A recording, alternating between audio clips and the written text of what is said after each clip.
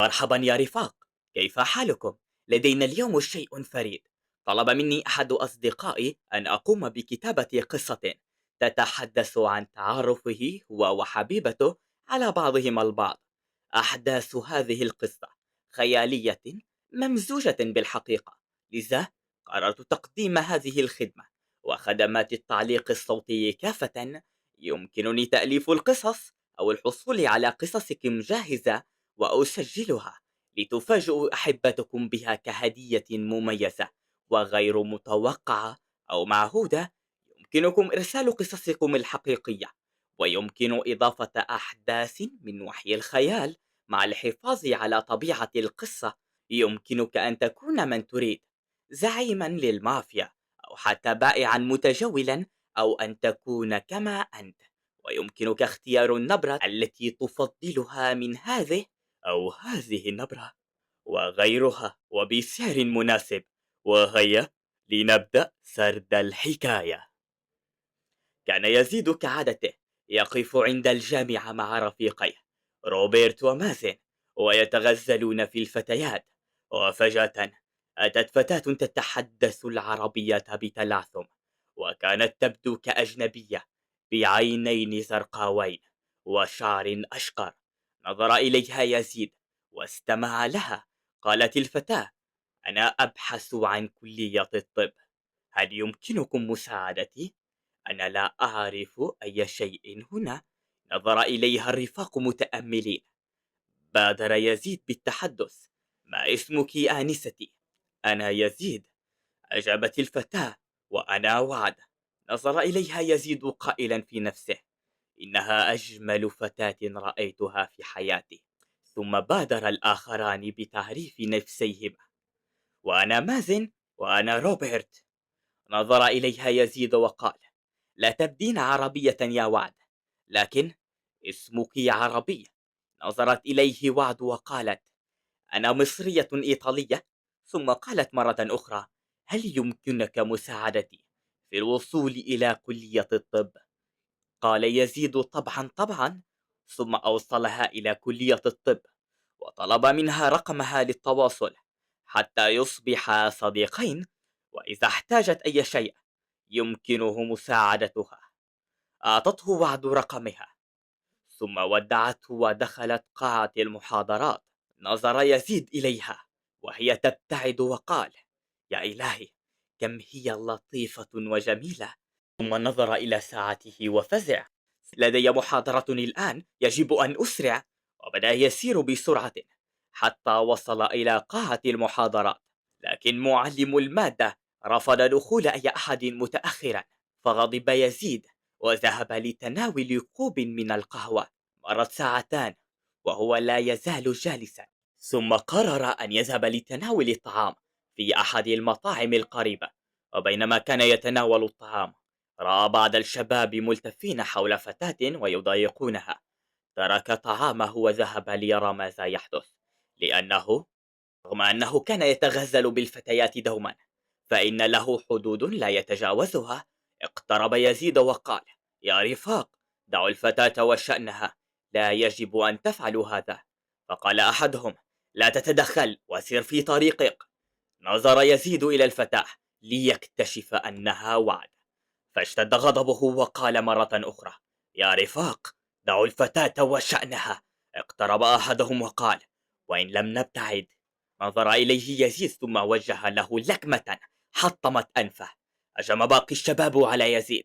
قال يزيد في نفسه: أنا ألعب في دوري الشباب للفنون القتالية المختلطة. إنهم حفنة من الضفادع في بئر، لا يعرفون قسوة العالم. ثم انهمل عليهم بالضربة.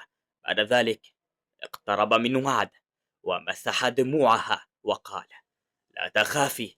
فقالت وهي تبكي: لقد حاولوا لمسي عدة مرات. ربت يزيد على رأسها ومسح دموعها وقال: لا تخافي، أنا هنا الآن، لن يمسك أحد بسوء. شكرته وعد ثم قال لها: هيا توقفي عن البكاء وتعالي معي لتناول الطعام وسأدفع أنا الفاتورة.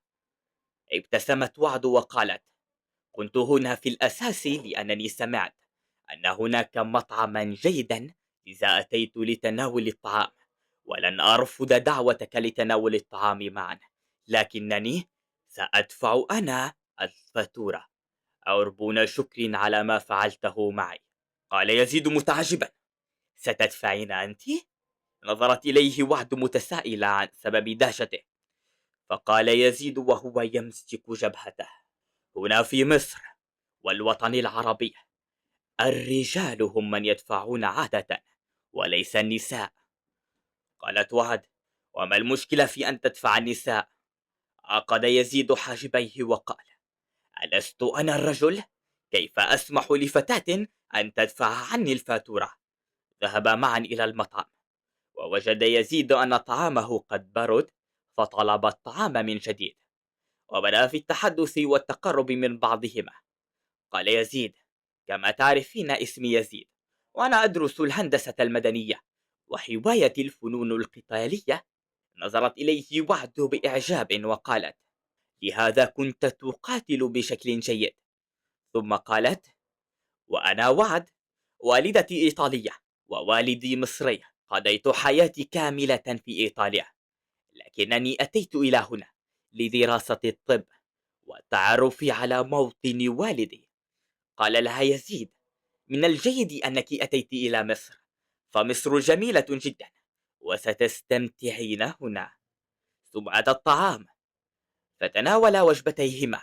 بعد ذلك عرض عليها يزيد أن يوصلها إلى المنزل، فوافقت، وسارا معا يتبادلان أطراف الحديث، وشعر بقواسم مشتركات بينهما وانجذاب لم يشعر به أي منهما من قبل. قال كل منهما في نفسه في ذات الوقت: لم أكن أعرف أن الحب من أول نظرة موجود بالفعل. وبدأ يتحدثان كل يوم عبر الهاتف، ويلتقيان صباحا في الجامعة. وفي أحد الأيام، بينما كان يزيد ينتظر وعد عند الجامعة، وجدها تقف مع شاب وتتحدث معه وتضحك. امتعض يزيد وذهب وسحبها من يدها بقوة، فأوقفه الشاب وأمسك بيده محاولا أن يجعله يترك وعده، لكن يزيد غضب أكثر ولكمه في وجهه، ثم أخذ وعد ورحل. سألته وعد: لماذا فعلت هذا؟ عجب بغضب: من هذا الشاب؟ قالت: إنه زميلي. نظر إليها يزيد وقال بصوت مليء بالحنق: لا تقابليه مرة أخرى. نظرت إليه وعد وسألته لماذا؟ توقف يزيد والتفت إليها، ثم أمسك بكلتا يديها وقال: هل تؤمنين بالحب من أول نظرة؟ لأنني أحببتك يا وعد منذ أول لقاء. هل فهمتِ؟ أنا أحبك ولا أريد أن يقترب منك أي رجل آخر. أغار عليك. أنا رجل وأغار. الأمور هنا مختلفة عن إيطاليا. هنا من يحب يغار، ومن يغار يحمي ويخشى على حبيبته من الآخرين. ثم أكمل: لم أريد مصارحتك خوفا من ألا تبادليني الشعور نفسه. نظرت وعد إلى عينيه ثم قالت: وأنا أيضا أحبك يا يزيد. نظر إليها يزيد بفرح وقال: حقا؟ هل تحبينني أم تقولين هذا فقط لمواساتي؟ قالت وعد: لا، بل أحبك حقا، ولن أفعل هذا مرة أخرى. لن أفعل شيئا يغضبك أو تكرهه. نظر إليها يزيد وقال: شكرا لك يا وعد. مرت عدة أشهر على اعتراف يزيد ووعد بمشاعرهما، وأصبحت علاقتهما أقوى يوما بعد يوم. كانا يقضيان الكثير من الوقت معا في الجامعة، ويتحدثان لساعات طويلة عبر الهاتف، ويتشاركان أحلامهما وخططهما للمستقبل. وفي أحد الأيام قرر يزيد أن يتقدم لخطبة وعد بشكل رسمي. تحدث مع والديه وأخبرهما برغبته في الزواج منها، فرحبا بالأمر وشجعاه. بعد ذلك تواصل مع وعد وطلب مقابلته لوالدها. قالت وعد: أبي سيأتي لمصر في نهاية الأسبوع. أجابها يزيد: حسنا، لنجتمع جميعا عندها. اجتمعت العائلتان في منزل وعد، وكان الجميع يشعر بالسعادة. تحدث يزيد مع والدها بكل احترام، وأخبره بحبه الصادق لوعد ورغبته في الزواج منها وإكمال ما تبقى من حياته معها فقط. وافق والدها بعد أن رأى صدق مشاعره وحسن أخلاقه.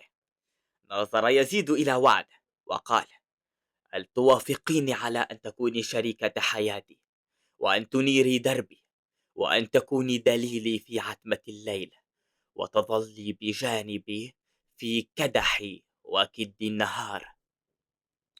ابتسمت وعد وقالت: نعم أوافق. امتلأ المكان بالفرح، وتمت الخطبة وسط أجواء سعيدة. وبعد فترة من الخطبة أقيم حفل زفافهما بحضور الأهل والأصدقاء. كانت وعد ترتدي فستانا أبيض جميلا، وكان يزيد ينظر لها بسعادة كبيرة. وبعد انتهاء الحفل بدا الاثنان حياتهما الجديدة. كان الزواج مليئا بالمودة والتفاهم. دعمت وعد يزيد في عمله ودراسته، وكان يزيد يساندها في دراسة الطب ويشجعها. ورغم الصعوبات التي واجهتهما أحيانا، فإنهما كانا يحرصان دوما على حل مشاكلهما بالحوار والاحترام، وألا يدخلا أحدا في علاقتهما. فكان يؤمنان دوما بأن مشاركة طرف ثالث، حتى وإن كان يبدو عليه الحياد، فيمكن أن يعقد المشكلة وأن يفاقمها وأن يدمر هذا الزواج السعيد. فتعاهدا معا على أنهما لن يشركا أي شخص في مشاكلهما الخاصة إلا في أشد الشديد. وحتى إن أتى أشد الشديد لم يكونا يريدان إشراك أحد معهما، لأنهما كما قلت يؤمنان بأن مشاركة طرف ثالث قد يخرب هذه العلاقة. مرت السنوات الأولى من زواجهما بسعادة واستقرار، ثم جاء اليوم الذي أخبرت فيه وعد زوجها بخبر مميز وسعيد. قالت له وهي تبتسم: لدي خبر سعيد يا يزيد. سألها يزيد: ما هو؟ أجابت: سنصبح والدين. شعر يزيد بفرحة كبيرة وعانق زوجته، ثم قضي الأشهر التالية في الاستعداد لاستقبال طفلتيهما. وأخيرا جاء يوم الولادة، وقف يزيد خارج الغرفة ينتظر بقلق وسعادة في الوقت نفسه. وبعد فترة قصيرة خرج الطبيب والأخبار خرج الطبيب وأخبره أن زوجته وطفلته بخير. دخل يزيد إلى الغرفة ورأى وعد تحمل طفلتيهما بين ذراعيها. اقترب منهما ونظر إلى الطفلة الصغيرة مبتسما، وملامحها الملائكية تعلو وجهها.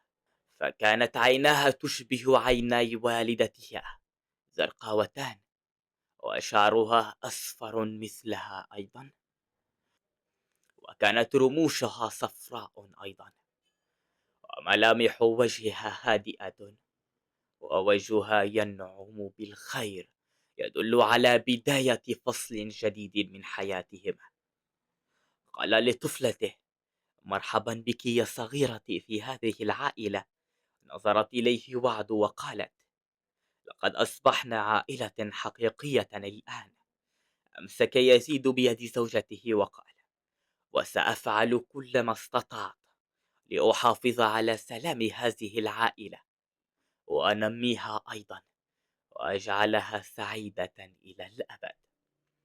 وهنا يا رفاق قد أنهينا قصة أخينا يزيد وأختنا وعد.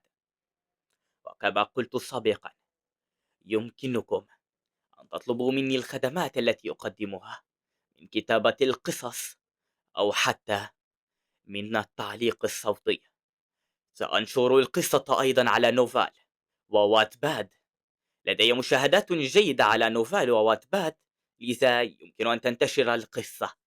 وأدعو الله أن تكونوا جميعا سالمين غانمين. وشكرا لحسن استماعكم. وداعا.